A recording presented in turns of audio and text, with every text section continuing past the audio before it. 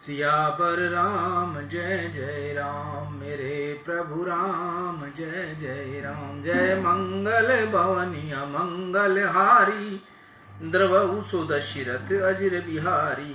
दीन दयाल विरुद्ध संहारी, हरहु नाथ मम संकट भारी।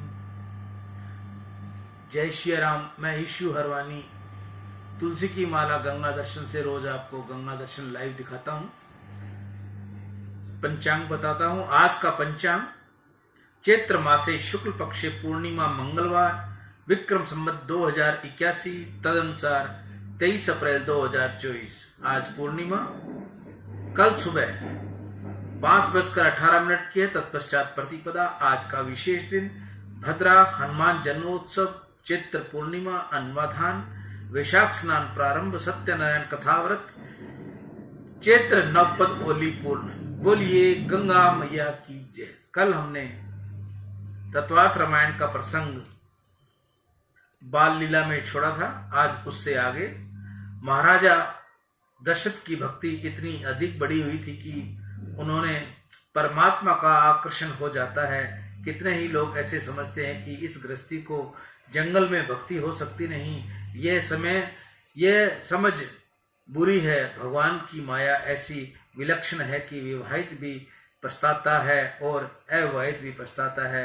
वह भी पछताता है जो अविवाहित है। उसे तुम कहो तुम तो अकेले हो, इसलिए तुम बहुत ही सुखी हो, तुमको कोई उपाधि नहीं, कोई चिंता नहीं, तब तक कहेगा मुझे क्या सुख है, मेरी तो लगन भी नहीं हुई, मुझे कुछ सुख नहीं। जो विवाहित नहीं उसके मन में कसक है, वह ऐसे समझता है कि लगन किए पीछे ही सच्चा सुख मिलता है। विवाहित से तुम कहो तुम सुखी हो, तुम्हें बहुत शांति है, तो वह कहेगा यह तो ठीक है, संसार जिस किसी प्रकार पूरा करना है। मेरे भाई, ये लड़के कैसे हैं यह सब मैं जानता हूँ। संसार दुख है और दुख ही है। भगवान की माया उभय प्रकार से जीव को मारती है। गर्भ आश्रम शक्ति में बाधक नहीं साधक है, भक्ति में बाधक है ग्रह शक्ति। ग्रह स्वामी की कामा शक्ति विषया शक्ति बाधक है। गृहस्थ आश्रम काम भोग के लिए नहीं, पति और पत्नी का संबंध पवित्र है। पत्नी भोग के लिए नहीं, धर्म के आचरण के लिए है। इसी से तो उसको धर्म पत्नी कहते हैं। अकेला पुरुष अथवा अकेली स्त्री धर्म मार्ग के आगे बढ़ सकते नहीं। अकेली नाविक या अकेली नाव सागर पार कर सकती नहीं। दोनों साथ हो तो सागर पार हो सके। स्त्री नाव है, पुरुष नाविक है। संसार सागर को तैरने के लिए दोनों को एक दूसरे के साथ की आवश्यकता है। पुरुष में विवेक होता है और स्त्री में स्नेह विशेष होता है। विवेक और स्नेह एक संग मिले तो भक्ति प्रकट होती है। पत्नी का संग काम संग नहीं परंतु सत्संग है। सत्संग में गृहस्थ आश्रम सफल होता है। सत्संग में मन शुद्ध होता है। गृहस्थ आश्रम में पति पत्नी रोज सत्संग करें, एकांत में बैठकर पवित्र ग्रंथ का वाचन करें, थोड़ा श्री राम स्मरण करें, श्री कृष्ण कीर्तन करें, तो योगियों को भी आनंद समाधि में मिलता है। वह आनंद गृहस्थ को घर में मिल सकता है। शास्त्र में गृहस्थ आश्रम को बहुत बखान किया है। महात्मा तो यहाँ तक कहते हैं कि गृहस्थ आश्रमी का आनंद अनेक बार योगियों के आनंद से भी श्रेष्ठ है। घर छोड़ने वाले को ही भगवान मिलते हैं ऐसा नहीं है। घर में रहकर जो पवित्र और सदाचारी जीवन व्यतीत करते हैं तो घर में रहकर भी भगवान मिलते हैं। विकारों को वश में न रहते हुए घर में रहें तो भक्ति में घर बाधक होता नहीं। 6 शत्रु 6 विकार अर्थात काम, क्रोध, लोभ, मोह, मद और मत्सर जिसने जीत लिए हैं वह चाहे गृहस्थ आश्रम में रहे या वन में रहे एक समान ही है। जिसके मन में विकार है, राग, देश, काम, क्रोध, वह वन में जाएगा तो ये विकार वहां भी उसको त्रास देंगे। वन में भी मनुष्य पाप करेगा, परंतु जिसके विकार जीते हुए हैं, अपनी इंद्रियों पर जिसका पूर्ण अधिकार है, भोग में जिसको आसक्ति नहीं, जो स्वयं रखता है, स्वयं धर्म का पालन करते हुए जो समस्त व्यवहार दोष रहित करता है, उसके घर में तपोवन बनता है, अयोध्या बनता है और वहीं राम जी प्रकट होते हैं। नंद यशोदा जैसे घृताश्रम हो, दशरथ कौशल्या जैसे घृताश्रम हो तो आज भी परमात्मा प्रकट हो सकते हैं। शास्त्र में संन्यास को बहुत बड़ी महिमा बताई है। संसार में सर्व सुख का त्याग करके परमात्मा के लिए जो जीते हैं वह विरक्त साधु सन्यासी महात्मा श्रेष्ठ है, वंदनीय है। यह ठीक है, परंतु किसी सन्यासी के आश्रम में किंवा मठ में बहुत भाग का अवतार हुआ है ऐसा कहीं लिखा नहीं। भगवान के जितने अवतार हुए हैं वे समस्त गृहस्थ के घर ही हुए हैं। भगवान को गृहस्थ बहुत रुचता है। गृहस्थ आश्रम अति सुंदर है। गृहस्थ आश्रम में मानव सावधान होकर भक्ति करे तो उसे भगवान मिल सकते हैं। साधु सन्यासी ब्रह्म का चिंतन करते करते ब्रह्म रूप हो गए होंगे, परंतु गृहस्थ में धीरे धीरे स्वयं बढ़ाएंगे, सत्संग करेंगे, भक्ति में जीवन बिताएंगे तो वहां वह गृहस्थ भगवान को बालक बनाकर गोद में खिलाता है। जगत पिता आज दशरथ महाराज के घर पुत्र के रूप में पधारे हैं। महात्मा को कौशल्या की गोद में खिलाते हैं। कैकेयी ने यहाँ 2 बालकों का जन्म हुआ, सुमित्रा के यहाँ 1 बालक का जन्म हुआ। इस प्रकार दशरथ महाराज के यहाँ 4 पुत्र हुए। वशिष्ठ आदि ऋषि वहां आए और बालकों का नामकरण किया। वशिष्ठ ने कहा, कौशल्या का पुत्र सबको आनंद देने वाला है, सबको आनंद देता है, सबको जो रमण करता है उसको राम कहते हैं। लक्ष्मण में बहुत दिव्य लक्षण भरे हुए हैं। लक्ष्मण के सर्व लक्षण संपन्न हैं, इससे उसका नाम लक्ष्मण है। गुरुजी ने कहा, श्री राम प्रेम में जो जगत को भर देता है उसका नाम भरत। भरत श्री राम प्रेम की मूर्ति है और शत्रुओं का विनाश करे वह है शत्रु। वह है शत्रुघ्न। 4 बालकों का नामकरण हुआ, परम आनंद हुआ। श्री राम का नाम सुंदर है, श्री कृष्ण की लीला अति सुंदर है और श्री राम जी का नाम अति सुंदर है। श्री कृष्ण की लीला अति मधुर है। श्री कृष्ण की लीला को सबको आनंद मिलता है। श्री राम जी की लीला मधुर तो है, परंतु राम जी का नाम अति मधुर है। श्री राम नाम की महिमा बहुत वर्णन में गाई गई है। इससे भगवान शंकर पार्वती माँ से कहते हैं कि हे देवेश्वरी, राम नाम से अधिक इस जगत में जप करने योग्य कुछ भी नहीं। राम यह 2 अक्षर का मंत्र 100 कोटि मंत्रों से भी श्रेष्ठ है। राम नाम का जो जप करते हैं उसके सब पाप जल जाते हैं, उनके भव रोग टल जाते हैं। इसलिए देवी तुम भी हमेशा राम नाम की रट लगाया करो। राम नाम की महिमा संतों ने भक्तों ने बहुत गाई है। मीराबाई ने अनेक सुंदर पद रचे हैं। तुलसीदास महाराज जी ने राम नाम की महिमा बहुत वर्णन की है। यद्यपि प्रभु के नाम अनेका, श्रुति कहे अधिक एक ते एका। राम सकल नामन ते अधिका, हो नाथ अग खग गन बंधिका। श्री राम नाम का भजन कीर्तन करने से, श्री राम नाम की धुन लगाने से मन नाच उठता है, हृदय आनंद से विभोर बनता है। श्री राम नाम अति सुंदर है। श्री राम नाम में एक ही युग्माक्षर नहीं, वहीं श्री कृष्ण नाम में एक ही सरल अक्षर नहीं जो युग्माक्षर है। कृष्ण और क्षण दोनों युग्माक्षर हुए, दोनों में कुछ परिश्रम होता है। कितने ही लोग कृष्ण कहते हैं, यह ठीक है, परंतु व्याकरण प्रमाण में इसका उच्चारण कृष्ण होता है, कृष्ण नहीं। राम जी की रामलीला दिव्य है। राम जी की बाल लीला में भी मर्यादा है। मर्यादा पुरुषोत्तम श्री की प्रत्येक लीला में मर्यादा दिखती है। लक्ष्मण भरत के साथ रघुनाथ जी कौशल्या माँ के आंगन में रमण करते हैं, घुटनों से चलते हैं। कौशल्या जी के राजमहल में श्री राम परमात्मा होकर रमे नहीं, बालक होकर रमे हैं। एक बार एक जगह राम को रतन में अपना प्रतिबिंब दिखा। उसको देखकर राम जी बहुत आनंद हुए। उनको ऐसा लगा कि यह कोई सुंदर बालक अंदर बैठा है। रघुनाथ जी इसको पकड़ने लगे, परंतु प्रतिबिंब हाथ किस रीति से आए, प्रतिबिंब का बालक हाथ में आया नहीं तो राम जी रोने लगे। कौशल्या माँ दौड़ती हुई आई, उन्होंने रामलला को उठा लिया और पूछने लगी, बेटा क्यों रोता है, तुझे कुछ चाहिए? राम ने कहा, माँ एक बालक अंदर बैठा है, उससे मुझे मिलना है। कौशल्या माँ ने कहा, बेटा अंदर कोई बालक नहीं है, वह तो तेरा ही प्रतिबिंब दिखता है, थोड़ा विचार करो।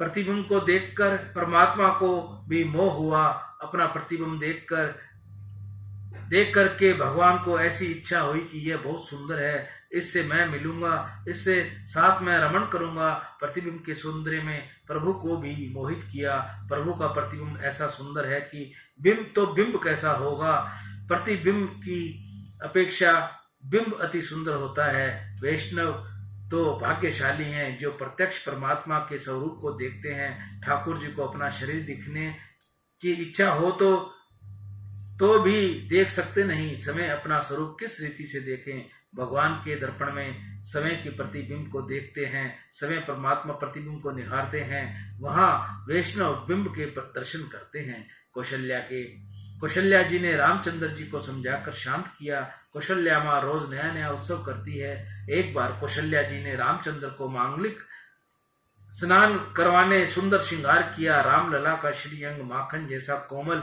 था, मेघ जैसा श्याम था, आंखों में अति सुंदर थी। माँ ने सुंदर पीत झुंगलियां पहनाई, बाल काटे, आंखों में काजल लगाया, मस्तक पर सुंदर तिलक लगाया। रामलला को किसी की नजर न लगे इसलिए स्वर्ण में मंडा हुआ व्याघ्र नग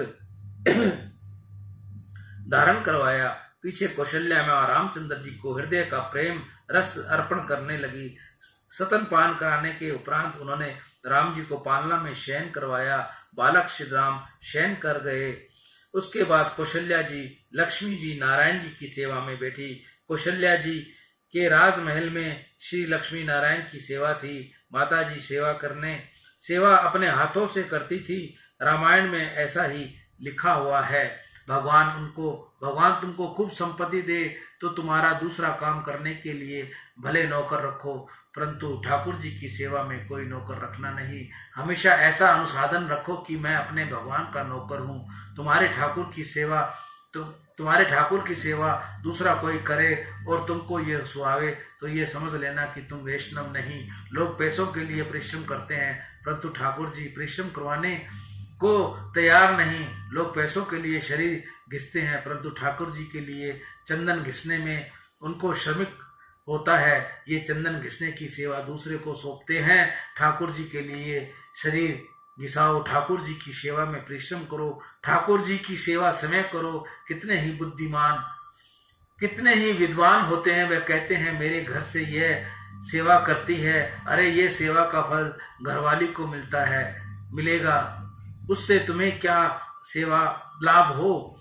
जो सेवा करता है उसको ही सेवा का फल प्राप्त होता है। पत्नी सेवा करे उसका फल पति को मिलता नहीं। रामायण में तो लिखा है कि कौशल्या माँ परमात्मा के लिए रसोई समय करती थी। कौशल्या महारानी है, घर में अनेक दास दासियां हैं, परंतु किसी भी नौकर की बनाई सामग्री से प्रभु को अर्पण करती नहीं। कौशल्या माँ की ऐसी निष्ठा है कि मेरे ठाकुर की आरोग्यने वाले हैं, अपने भगवान के लिए मैं समय सामग्री बनाती हूँ। परमात्मा के लिए रसोई करना भक्ति है।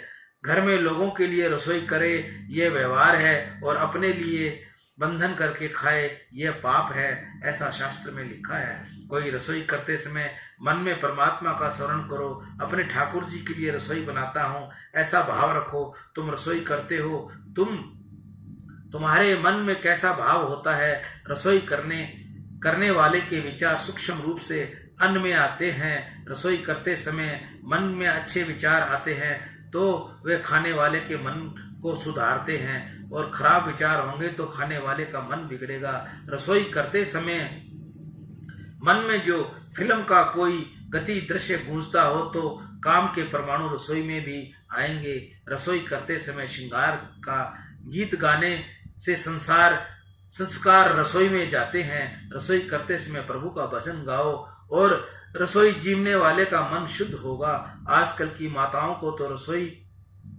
बनाना भी बोझ लगता है। वे बाजार से गांठिया, सेव इत्यादि कुछ मंगा लेती हैं। और उससे काम चला लेती हैं। बाजार का भुंगसू सेव बहुत खाया जाए, उससे इनके मगज में भी भूसा ही भरा जाता है, बुद्धि बिगड़ जाती है। बाजार का खाना कदाचित समय स्वच्छ हो सकता नहीं, परंतु शुद्ध होता नहीं। परंतु आज के लोग रूप के बिगड़े हैं, इनकी सुरक्षा करते हैं, कपड़ा न बिगड़ जाए इसका ध्यान रखते हैं, परंतु मन बुद्धि बिगड़े उनके लिए कोई सावधानी रखते नहीं। शास्त्र में ऐसा लिखा है कि पति की बुद्धि सुधारना पत्नी की हाथ की बात है। पत्नी अतिशय पवित्रता से परमात्मा के लिए सामग्री बनाए, प्रभु को भोग रखे और प्रसादी अन्न पति देव को खिलाए तो 6 महीने के पीछे उसकी बुद्धि धीरे धीरे सुधरने लगेगी। पवित्र अन्न पेट में जाए तो बुद्धि सुधरनी ही चाहिए। अन्न मन को सुधारता है या बिगाड़ता है, अन्न से ही मन बनता है। अन्न के स्थूल भाग से ही मल बनता है, मध्य भाग से मांस बनता है और सूक्ष्म भाग से मन बनता है। सियावर राम जय जय राम, मेरे प्रभु राम जय जय राम। जय मंगल भवन मंगल हारी, द्रवहु सुदशरथ अजिर बिहारी। दीन दयाल बिरुद संहारी, रघुनाथ मम संकट भारी। सियावर राम जय जय राम। बाल लीला का आज यही विश्राम, कल इससे आगे का हम आपको विस्तार सुनाएंगे। मैं ईशु हरवानी तुलसी की माला गंगा दर्शन से, शुद्ध तुलसी की माला अगर किसी भाई बहन को चाहिए तो वे मेरे नंबर से मेरे से संपर्क करें। हम शुद्ध तुलसी की माला सेवा शुल्क के साथ आपको उपलब्ध करवाएंगे। गंग सकल मुद मंगल मूला, सब सुख करनई हरनई सब सूला। कही कही कोटि कथा प्रसंगा, राम बिलो कही गंग तरंगा। सचिव ही अनुज ही प्रिय ही सुनाही, विबुध नदी महिमा अधिकाई। मजनु की न पथ शम गयहु, सुचि जल पियत मुदित मन भयहु। जोरी पानी बर मांगो एही, सिया राम पद सहज स्नेही। अर्थ न धर्म न काम रुचि, गति न चहु निर्वाण। जन्म जन्म रति राम पद, यह वरदान नान। सीता राम चरण रति मोरे, अनुदिन बढ़हु अनुग्रह तोरे। सियावर राम जय जय राम। बोलिए रामचंद्र भगवान की जय। राम